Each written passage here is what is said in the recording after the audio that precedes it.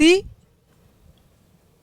बिना झिझक के, बिना डरे अपनी बात अच्छे से रख सकता सरकार के सामने, राइट?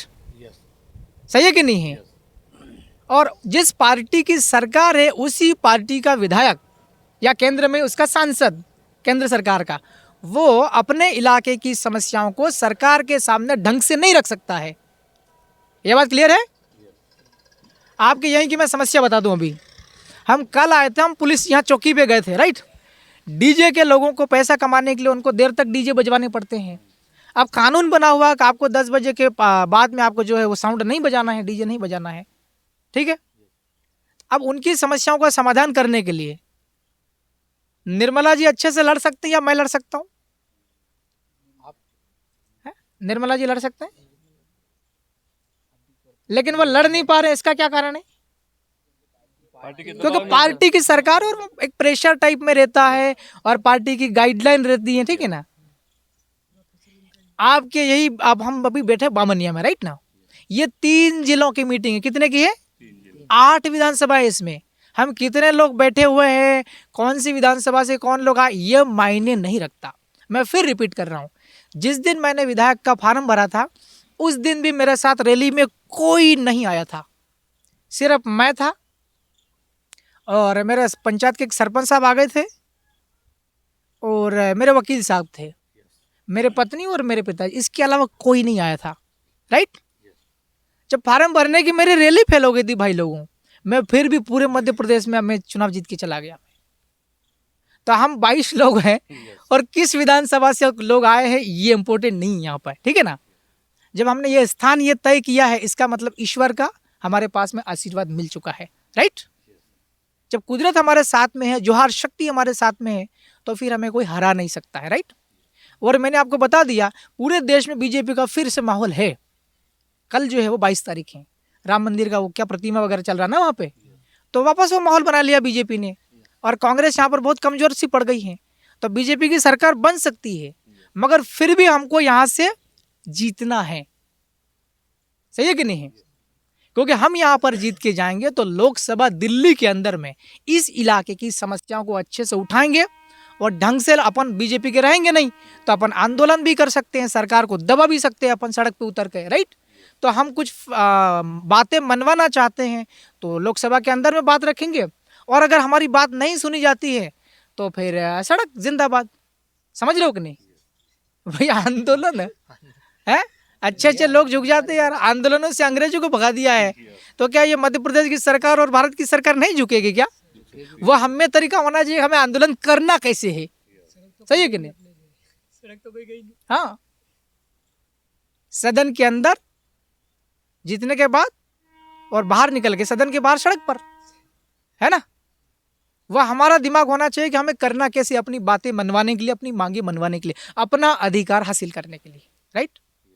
उदाहरण के लिए हम लोग अभी हैं बामनिया में, हाँ अपन बामनिया बैठे हुए, अभी ये जिला पड़ता है झाबुआ।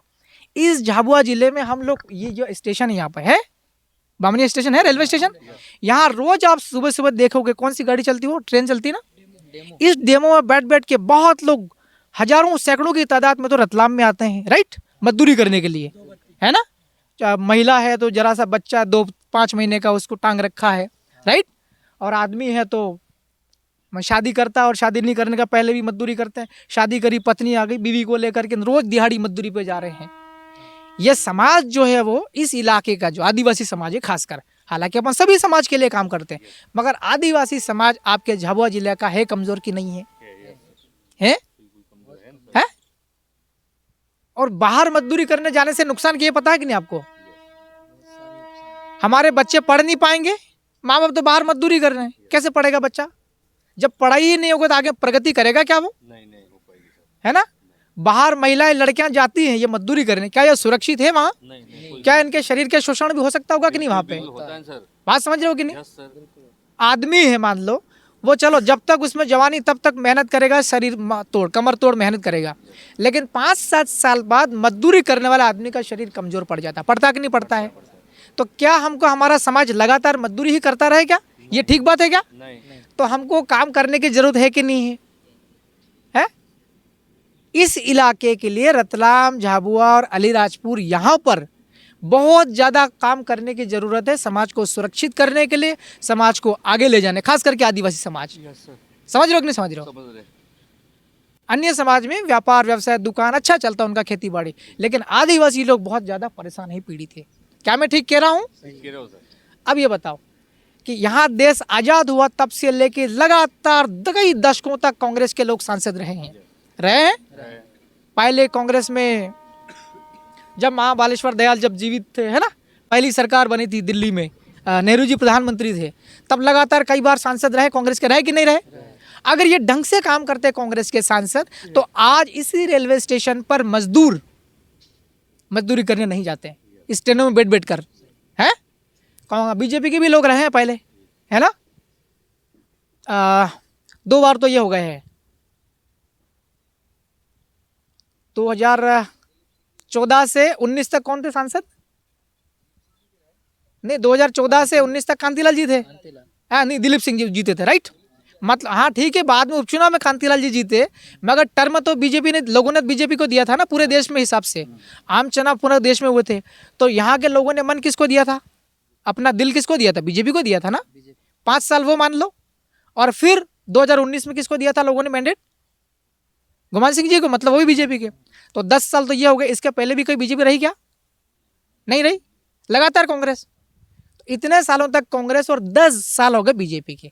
आज भी आप लोग देख लो, इसी रेलवे स्टेशन पे या उधर मेघनगर तरफ में है, थानला रोड भी स्टेशन है ना, लोग मजदूरी करने जा रहे हैं, पलायन पे जाते हैं ना बाहर। हमारा समाज सुरक्षित नहीं है।